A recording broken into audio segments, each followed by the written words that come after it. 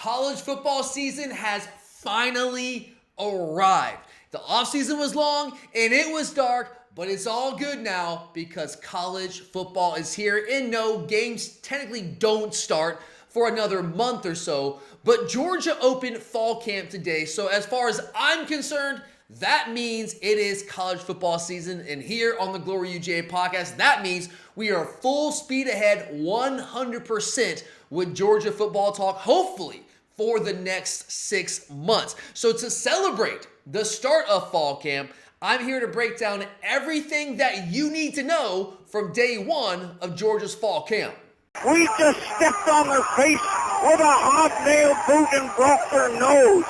We just crushed their face. What's up, guys? I'm Tyler, and this is Glory UGA Plus, where I bring you a small sample of what we've got for you on the Glory UGA podcast. This video is brought to you by our very good friends at MyBookie, so check them out for all your betting needs. And guys, it's crazy, but we are now going into our 10th season running this podcast, but we're just now recently getting the YouTube side of things going. So for those of you who are new to the podcast, finding us for the first time, first off, welcome. Thank you for being here. But if you find yourselves enjoying this brand of in-depth, hardcore Georgia football coverage, do yourself a favor, go ahead and subscribe to this channel right now so you can get the rest of our coverage leading up to kickoff week 1 on August 31st, and of course, throughout the totality of the 2024 football season. So subscribe, like, comment. Greatly appreciate you guys being here. But all right, day 1 of fall camp is now officially in the books. And look, guys, it is just one day. We don't want to completely overreact. I know it's our first taste of football since, early April. So, we tend to do that when we love it so much. We got to restrain ourselves a little bit, but still, it is a day of practice. So we have some things to talk about. And no, the team is not in full pads right now. And yes, this is just the first day of fall camp, but it doesn't mean we didn't learn anything. We actually learned quite a bit from day 1 of fall camp, especially from Kirby Smart's opening press conference of the fall. So today on the show, my mission here is to break all of it down for you and tell you what it means, all right? So let's go ahead and dive into this, and we got to start at the top. I think this is probably the biggest headline. I don't know if it's the biggest headline in the Georgia fan base, but it will be nationally because it's been on the news for the past, 4 or 5 days or so. But RaRa Thomas, we all know the headline that we saw early Friday. He has been suspended indefinitely from the team pending an investigation while the team, the program, the athletic department was gathering more information. But today, Kirby Smart at his press conference, which is, I figured this might be coming, this will be his first time to speak publicly about it, he announced that RaRa Thomas has officially been dismissed from the Georgia football program. I don't think this caught him by surprise. I think we all knew this was the likeliest outcome. And here's where we are. So I think the next question then becomes, what does this mean for the Georgia football team, especially the wide receiver position? We talked about this a little bit on the podcast, so make sure to check out the Glory UGA podcast, the audio side of things, wherever you get your podcast, Apple, Spotify, wherever, for a lot more coverage of Georgia football just like this. So we discussed it a little bit on the pod, but let's talk about it here. Look, RaRa Thomas is a talented football player, but he was by no means our only option at the X receiver, which is what he plays. Now, does it hurt our depth? Does it hurt our experience at the X position? Absolutely. Is it a debilitating loss? In no way. Is it a devastating loss? Absolutely not. Is it a loss that Georgia can't recover from? No. This is not the type of loss like we lose RaRa Thomas and oh my God, now Georgia can't win a national championship. That's not what this is. It hurts us from a depth standpoint, but fortunately, the wide receiver room, we might not have the known commodities we had with Ladd McConkey. I know Brock Bowers was a tight end, but those names that everyone in the country is familiar with, I think Dominic Lovett's probably the closest to that. But guys, we have an extraordinarily talented wide receiver room, especially a very deep wide receiver room. We went out, got 3 guys from the transfer portal, got a couple of talented freshmen. We have some guys that have been waiting their turn, waiting to grow into more advanced roles in this Georgia offense, and now is their time. So I don't think it's a major loss, especially when you have a guy like Colby Young transferring over from Miami. I know a lot of you are just finding this podcast for the first time. Those of you who've been with me for a while, you know how I feel about Colby Young.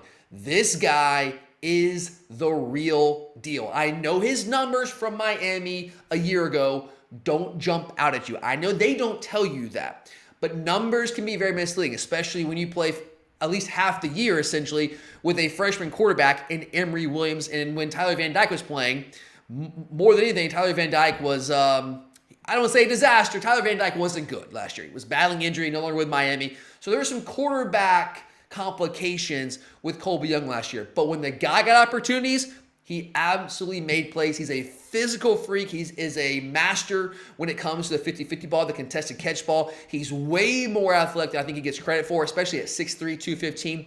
This guy has the potential to be a number one caliber wide receiver on a national championship caliber team. That's what this guy can be. Now, he's coming to a new program. He's got to make that adjustment. Fortunately, he was here in spring practice, which should accelerate that development. And look, we got to see if he's ready to be that guy right away.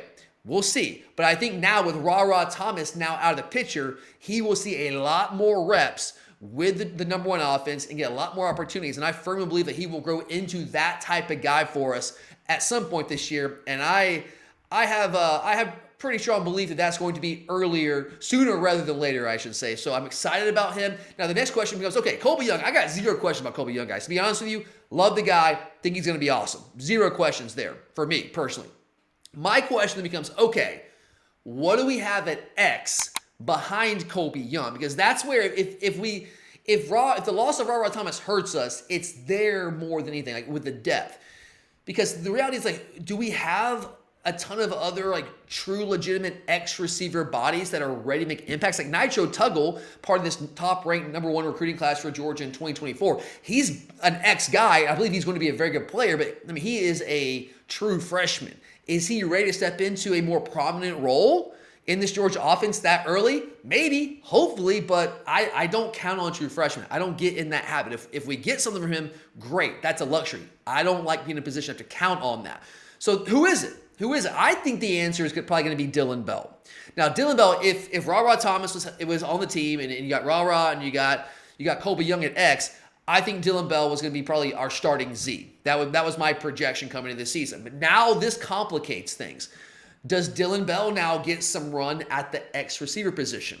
I think he'll definitely continue to work as a Z. I know he split time between running back and receiver last year. Early in the year, he was playing a lot more running back. But this is a guy now going to his third year in the Georgia system. This would be the year where he can start to expand his role in the Georgia offense. Play some X, play some Z. Now, he's the guy also, let's not forget, going back to 2022, when we saw A.D. Mitchell go down week 2 in that season. Well, who jumped in there? Who filled in for him? Primarily was Dylan Bell as a true freshman. Played a lot of X force there. So he can do it. He's got the body, he's got the strength, he's got the physicality at the line of scrimmage to get off that press coverage. I feel confident he can do it, but taking him away from Z and play him at X, well, that leaves that hole at Z. So do we have somebody at Z that we feel confident in? Do we feel confident in Arian Smith finally taking that step in his 5th year on campus in his super senior year? What about London Humphreys, the transfer from Vanderbilt? That guy, I love when I think he has the body. I think he could play some X. He needs to fill out a little bit. He's tall. He's got pretty good size. He's got great speed. I think he's got some versatility. He can play either spot. But if I had to guess right now, you'll see Colby Young and you'll see Dylan Bell working at the X. I think you'll also see Dylan Bell working as Z some as well. But I think when you have a guy like Arian Smith, that I know how a lot of people feel about Arian, and he hasn't done it consistently on the field for Georgia. I am not disputing that. I'm telling you, though, this guy had an incredible spring. The coaching staff loves him. He is a guy that is a leader on this team, works his butt off. He's one of the good dudes on this team. I'm rooting for him. I think everyone should be rooting for this kid. And I think this might be the year, going into his second fully healthy year at Georgia, which he's never been able to do that. He's always had all these injuries which stunted his growth for a guy that was a very raw receiver coming out of high school.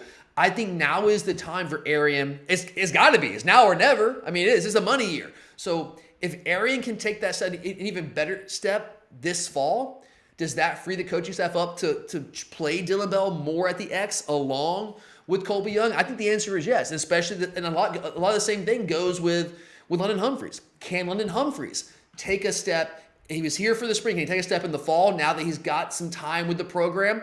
And can he be a guy that can play a lot of that Z receiver for us? Michael Jackson III coming from USC. Same thing applies there. He could play some slot. He can play some Z. So the depth is there. We have guys that have been productive receivers, made plays for their teams, maybe at different programs, but they've done really good things. So RaRa Thomas, no longer with the team. I think we all expected that. I know on the surface, a lot of opposing fans say, oh my God, like you lost your best receiver. No, he didn't.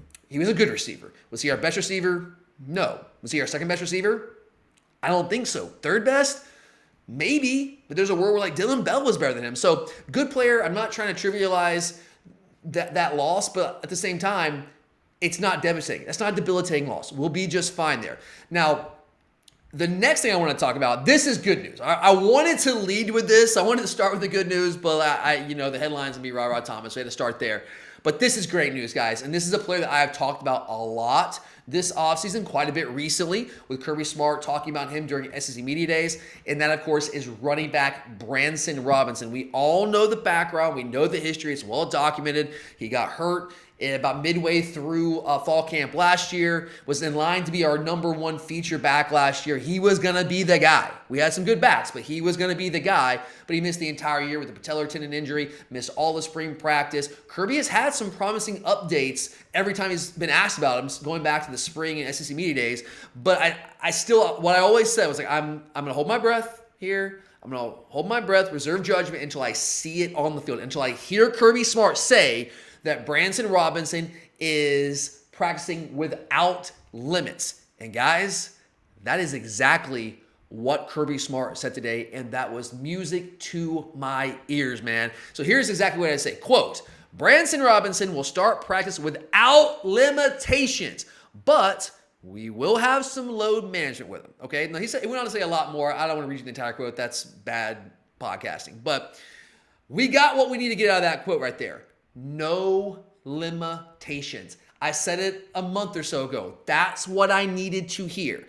I heard all these positive updates, but Kirby sometimes, he'll say things about injuries. They don't end up being true. Like, oh, this guy's close, but then like he doesn't come back for 7 weeks, okay? So I need to hear that he is back without limitations, fully cleared. And that is exactly what Kirby Smart said. With, of course, the caveat that we've got to be careful with this guy. He has not played football. He's not been out there taking a single rep for essentially 12 months. So when he says load management, what does that mean? Let's read into that. Now, he didn't specify exactly what that means, but it's pretty clear that we are going to ease him back into the lineup, into the rotation. He's going to start fall camp. He'll get some reps here and there. He'll take some time off, and we'll gradually build that up progressively as we get closer to the season. Now, when we get into week 1, I also think that we're still probably going to be in a load management phase. We're not going to go into week 1, guys, and feed Branson Robinson the ball 20 times. I just don't think that's reasonable, especially with Kirby talking about load management. I think Branson will play. I mean, if he's practicing right now, day 1, without limitation, that dude is playing week 1 against Clemson. The question then becomes, how much? What does load management mean? What does that look like in an actual game setting? When we get out there in a heated battle against a really, really good Clemson team, a really good program, and let's say we give Branson some carries and the dude's he's just on fire, do we take him out because of load management? Or do we let the man cook?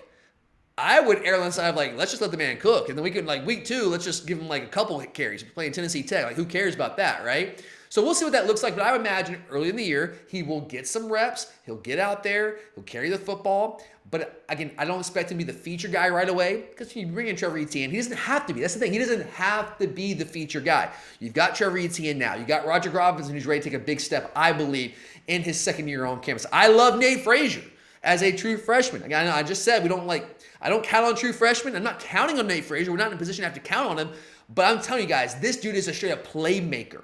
Total package. As twitchy as you see coming out of high school. The number 2 running back in the country in this 2024 recruiting class out of Mater Dei High School out in California. Got that dude all the way out there from the West Coast. That dude is legit, but he's a freshman. You got some guys ahead of you. How much does he play? I don't know. But the point is, Branson Robinson doesn't have to play a lot for us in week 1. But again, like if he gets some carries and the guy is just mauling people, feed the beast, baby. But you can tell that Kirby Smart is going to be very cautious with him in spring practice or in fall camp, probably early this season. And I think we'll continue to ramp his workload up as we get further and further in the season. I think by the time we get to late September, maybe at Alabama, certainly by the time that we go to Austin in mid-October, it's very likely that Branson Robinson will not only be practicing and playing without limitation, like the load management thing will be gone by the time we get to that point. And by that point, Branson Robinson, all bets are off. The dude very well could be our feature back by that time if he's back to being like 100% Branson. That's the other part of this.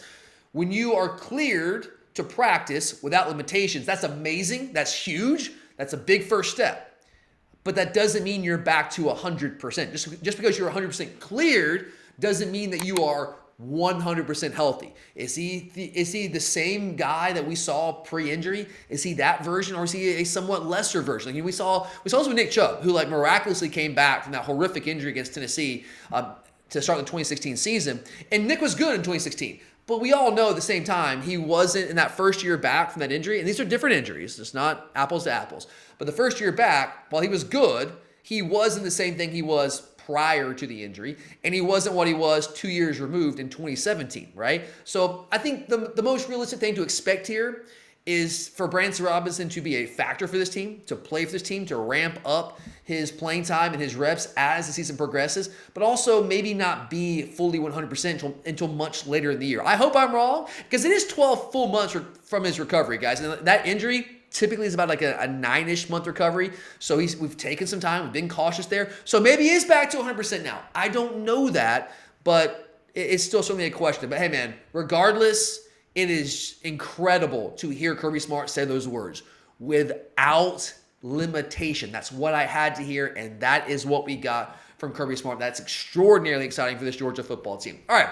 so that's great news. Now let's go to maybe not as good news. So Kirby always, his opening statement in this press conference, he's always going to update the injury situation going into fall camp. And we knew that Jordan Hall, we talked about this, we found this out about a week and a half ago. Jordan Hall recently underwent a procedure for a fracture in some sort of part of his leg. We found out today it was a stress fracture, I think in his tibia, I want to say. So he will be out for most of fall camp. The hope is that he will be back for spring practice, or for the first week against Clemson. And Kirby said it's going to be close. And at this point, when you're talking about stress fractures, I hope he's back for Clemson. Even if he is, he's not going to practice much at all during fall camp. So how many reps is he going to be able to give us against Clemson?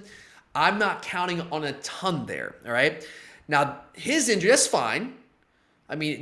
Jordan Hall has an extraordinarily high ceiling. He's one of those young guys that I think we need to take a big step for us. We talked about that on our last video. But we'd be okay with that. We have enough bodies there, enough strong players, other young players I think are really talented as well, to compensate for the loss of Jordan Hall. What complicates his injury is the fact that our presumptive starter at that position, a fifth-year guy in Warren Brinson, is also opening fall camp on the shelf. Now, his injury is not as severe. He's dealing with an Achilles injury, which is not new to him. He's dealt with that before. This one just happens to be on the other leg, so that's a compensation thing. So you hurt your Achilles on. I've dealt with Achilles injuries actually back in the winter, training for a marathon. Not something you want to deal with. It sucks, right? So I know, you compensate. And then when you compensate, you hurt the other one, which is what's happened here. Now, Kirby downplayed it, said it's not that big of a deal. We gave him an injection. We're dealing with it. We're just going to be cautious with him here. So it seems like Warren's going to be fine. And it'll just be a week or two before he's back going full speed there. And he should be ready for week one. But what that's going to do with both those guys missing at least some time, with Jordan Hall missing probably most of fall camp, that is going to allow Christian Miller to take a lot more reps. And guys, I was already about as high as you could be on Christian Miller coming into this season. I got a lot of blowback from people back in the early part of the spring, I guess it was, when Christian Miller announced that he was going to enter the transfer portal, right? This is right after spring practice. I'm going to enter the transfer portal. Well, I don't want to say devastated is not the right word, but I felt like that was horrible news for us because I love Christian. I think this guy has an extremely bright future. He is explosive off the ball. He's powerful. He plays with incredibly good leverage. He is a disruptor on the interior. Last year, he was playing largely out of position at the zero tech. He's a three tech body. That's really where he excels. He had to play zero tech. Backing up Nas Stackhouse really out of necessity. But now he's going to be more of a three tech guy. And with Jordan Hall and Warren Brinson, two other three techs, missing some time this fall camp, especially the open fall camp, Christian Miller now is going to get a ton of reps, and he's going to have a chance to solidify himself, to show the coaches, I'm the guy at 3 Tech.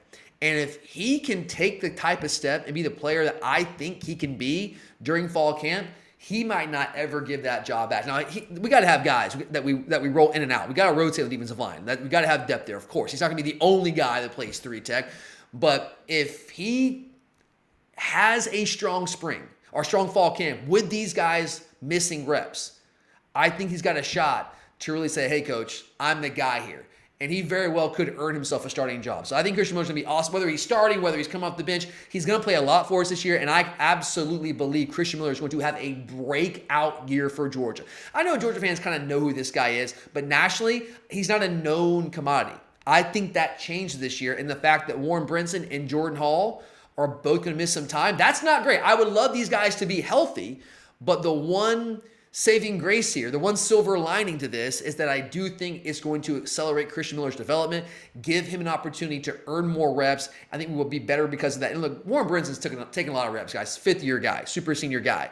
He'll be fine. Now, Jordan Hall is a guy that needs the developmental reps because he's still growing as a player. His ceiling is off the charts, but he needs those reps to get there. So I hate the fact that he's missing most of fall camp with a stress fracture. But Branson will be fine there. He's got a ton of reps. He can come back in like the week before Clemson if that's what the situation we find ourselves in. And he'll be just fine. But I love the fact that Christian Miller's going to get more reps. And you also might see a guy like Xavier McLeod, the transfer coming from South Carolina, also get more reps. Will that speed his development up as well? Because that guy has a lot of potential as well. It's just a matter of him continuing to develop. So it's not good news. I'm not going to sit here and tell you it's good news that Branson and Hall are on the shelf to start fall camp, but there might be a silver lining here. There might be a guy like Christian Miller, maybe another guy like Xavier McLeod, who can use this time to their advantage and really accelerate their development and put themselves in position to be big-time factors for this Georgia defensive line. And we need it, guys. We need some play. We need some improved play on the defensive line. A couple other minor injuries here. So we know Tyrion Ingram-Dawkins has been dealing with a foot injury. He was dealing with it last year, missed the first half of the season, made his debut against Florida, was dealing with the injury still the rest of the season, but played the rest of the season in spots. And then he got that injury cleaned up early in the offseason, missed all the spring practice, and he's back, but he's limited right now. He's not doing very much right now. I think that's precautionary. I don't read too much into that. Same thing with Smile Munden. Smile Munden had an injury that he was dealing with late last year, and that affected his play absolutely late in the year. He also came this season with an injury. But he got his injury cleaned up in the offseason, missed most of spring practice, and he's still kind of dealing with that injury right now. So he is also not full go right now. I think he'll be fine. He should be ready to go at some point here in the coming weeks, but both those guys are missing time. Again, like with Branson and Hall, defensive tackle, I'm not telling you that's good news. In a perfect world, TID and Smile will be fully healthy out there taking reps because those guys are impact-type players when they're fully healthy.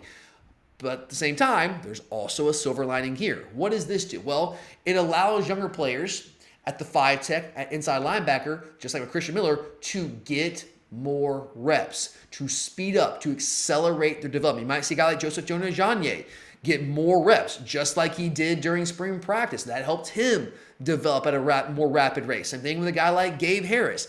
And then you look at inside linebacker, you know we are loaded at that spot. So we know that C.J. Allen's always going to get a bunch of reps, and Raylan Wilson was going to get reps too, but now is Raylan Wilson going to get reps with the number 1 defense alongside C.J. Allen? Will that really help speed up his development even more? Does a guy like Jalen Walker get more reps? Troy Bowles, does he get more reps? So I think that helps these young guys who need the reps. Smiles play a lot of football for Georgia guys. He doesn't really need the reps. I like Warren Brinson. Like, he could get fully cleared the week before the game, and he'll be fine to play because he's got those built-in reps, that experience. The younger guys, they're the ones who need more of those reps. And so this does kind of clear the way for them to get more practice time, to get those reps, and to continue to develop and hopefully speed that up. So, again, not ideal, but also a little bit of a silver lining there. Now, I mentioned Arian Smith a little earlier. One thing I want to mention about Arian Smith. So look, I'm probably reading way too much into this, and that's fine. But Arian Smith is a guy, again, that I have not lost faith in. I've waited and waited and waited, and he hasn't quite delivered. He's delivered some memorable moments, but has still only had like 20 receptions for his entire career through 4 seasons at Georgia. Okay, I think it's why he hasn't ever had more than 198 yards receiving in a single year. But those plays that he has made have been remarkable. I think half of his 20 receptions have been for 31 or more yards. If I remember correctly, 5 of his 20 receptions, a full fourth of them, have been for 51 or more yards. We know what he did in the Peach Bowl against Ohio State. We saw that big catch against Alabama that set up a score in the SEC championship game to try to help us mount a comeback. He's made huge plays, just hasn't made like a ton of them. But now that he's healthy, I believe in Arian Smith. And I'm telling you guys, everyone that I know here in Athens, around the program that knows these things, was raving about the type of spring this guy had. All right. And I've heard a lot of the same things throughout the summer months, throughout the workout period. And now we go into spring practice or going to fall camp. This guy is in his money year. This is it for Arian. It's now or never. I believe Arian is going to have a much better year for Georgia. I'm not going to tell you he's going to be a number 1 receiver. I don't think he will. But for a guy who's had 20 career receptions, I could see him surpassing that number in just this 1 year. Absolutely. I believe he can do that. I think he will do that this year. And look, again, this might not mean anything, but also might not mean nothing. Arian Smith was one. I think there's 4 players that Kirby Smart trotted out today for interviews with beat writers. Now, you might be asking, Tyler, why does that matter? Well, I'm just telling you guys, I am somebody who runs the Georgia podcast, been doing this for a decade, and I watch every interview that Kirby Smart's ever done as head coach of Georgia, and I watch most of the player interviews. I can't say I watch all of them, but most of them. We typically do not put players out there for interviews that are not going to be factors for our team. They're not going to play big roles on our team. We don't really roll walk-ons out there. We don't roll third-string guys out there. Rarely do we even roll second-string guys. Sometimes we'll do that. But the fact that Arian Smith was with the first group of interviews, now part of that is that he is a leader on this team. He's been around for a long time, so you defer to that. That's certainly part of this. But I can't help but read maybe a little bit more into it, and maybe I'm grasping at straws here. I'll own that. That's fine. But this is just, it's not this in isolation. This goes along with what I was hearing about him all throughout the spring, what I've heard about him throughout the summer months. And now on top of all those things, you see him walk out there with the first group of players to do interviews with beat writers. That tells me that the coaching staff thinks very highly of him and that they believe that this guy is going to play a much bigger role on this team this year. How big? That remains to be seen. But again, I think there's a world where Arian Smith could potentially start week 1. Now, I think Colby Young is going to be that dude at X, but he's new to the team. Do we defer to Dylan Bell since he's been around for a while, have him start at X and him kind of split reps with Colby Young? In week 1, you have Arian Smith start at Z.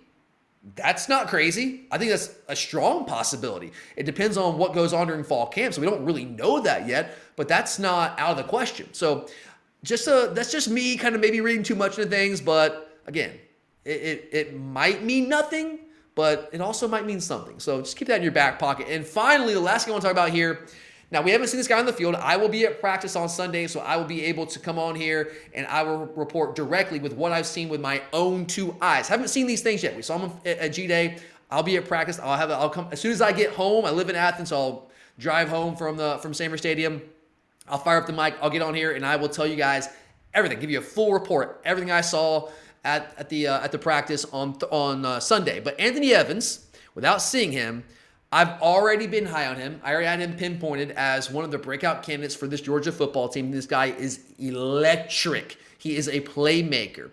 And here's what Kirby Smart had to say about him when he was asked specifically about Anthony Evans. I'm not going to read you the whole quote. I'm just going to read you a little snippet of it. But he said, quote, "He's a guy that we think has great potential.